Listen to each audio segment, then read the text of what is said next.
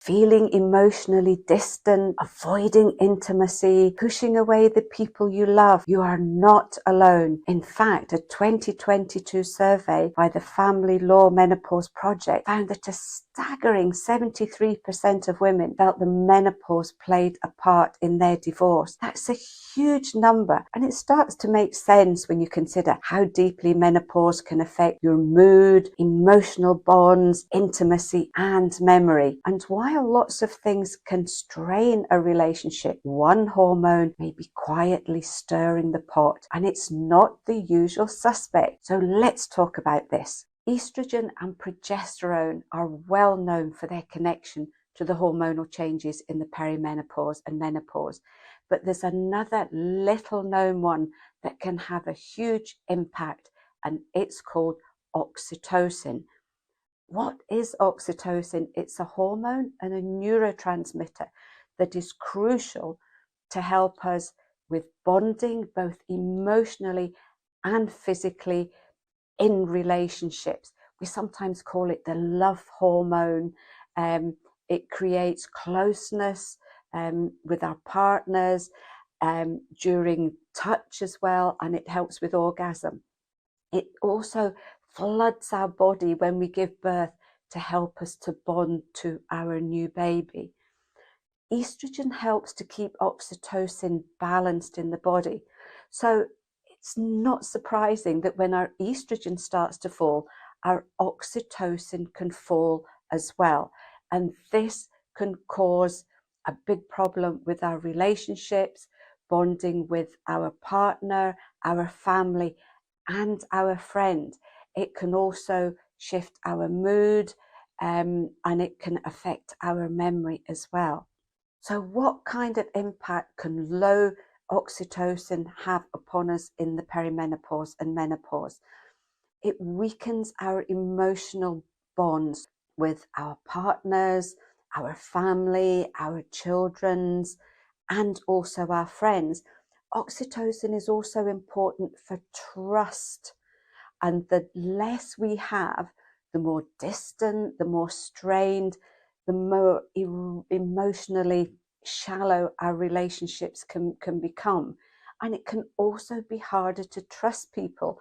And very often we find that, you know, some of you will start to think that your partner's cheating on you, your friends don't like you anymore, your boss doesn't like you anymore. So it can have a huge impact on just the relationships we have in every day-to-day life.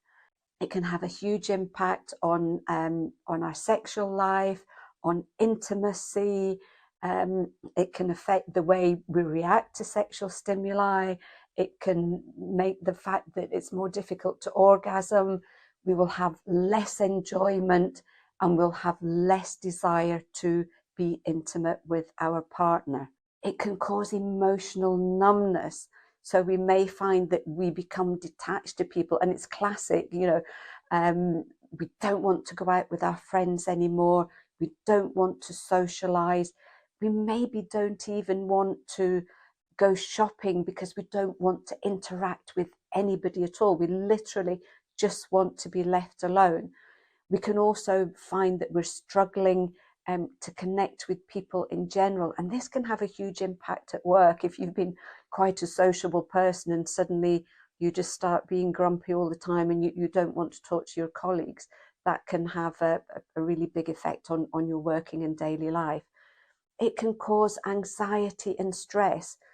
Oxytocin buffers a hormone called cortisol, and cortisol is our sort of stress hormone.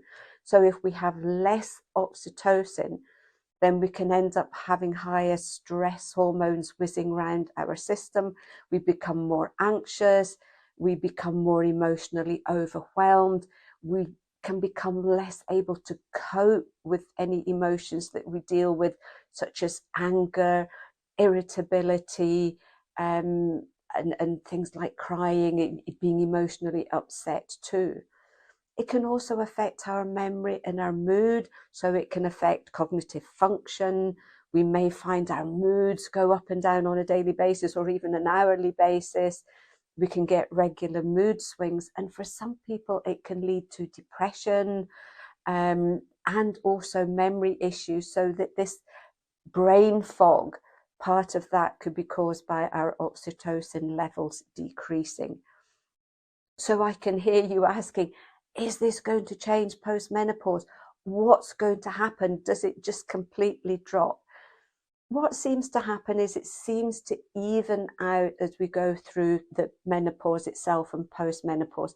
We learn to adapt, so we can still be emotional and we can get on well with people. But what's really interesting, we found that oxytocin can have a resurgence with grandchildren, because you're loving someone again on a very, very basic level. It can start up again if you end up with a new relationship. Even getting a new pet can do it. So that there's lots of ways that you can help to balance and maybe slightly increase your oxytocin level. As far as I'm aware, there is nothing over the counter that you can directly get that will increase your oxytocin level. It's something that would need to be given medically for very specific circumstances. So how can you boost or stop the decline of oxytocin? Physical touch, massage. I mean, I make a point every single day after I've been out the shower, I spend a good couple of minutes giving my whole body a good massage with my body lotion. And that can make a huge difference, just doing something simple like that, just for a couple of minutes a day.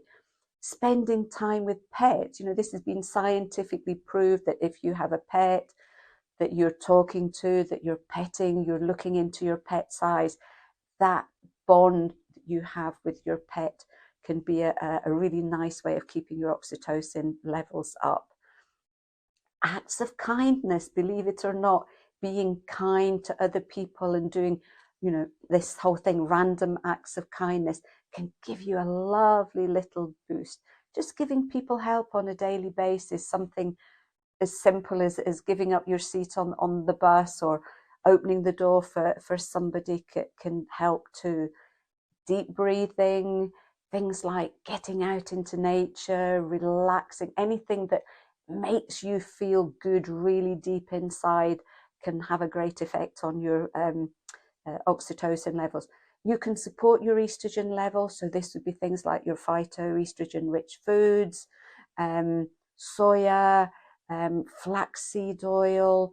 You can go for a supplement with soya isoflavones, can be really, really helpful. You can also look at couple therapy if you find that your relationship is really struggling, especially if your partner doesn't really understand what's going on, so that can be helpful. The one thing I would say that I want you to take away from this is not in your head, because so many of you think you're going mad because you don't care about people you used to love madly about. This is a real physiological thing that is going on with the hormones. So please just take that into account. Realize this is part and parcel of the hormonal changes. You are not going mad, and that some of these simple things can really, really help. Hope you found this one helpful. If any of you been there, I know I have on several occasions. I've felt totally out of kilter with people that I knew. So this is one that I really understand very well. If you've had that experience, what did you do? What made you feel better? Please share your stories. I love to read them all. And have a lovely time, and I'll see you soon.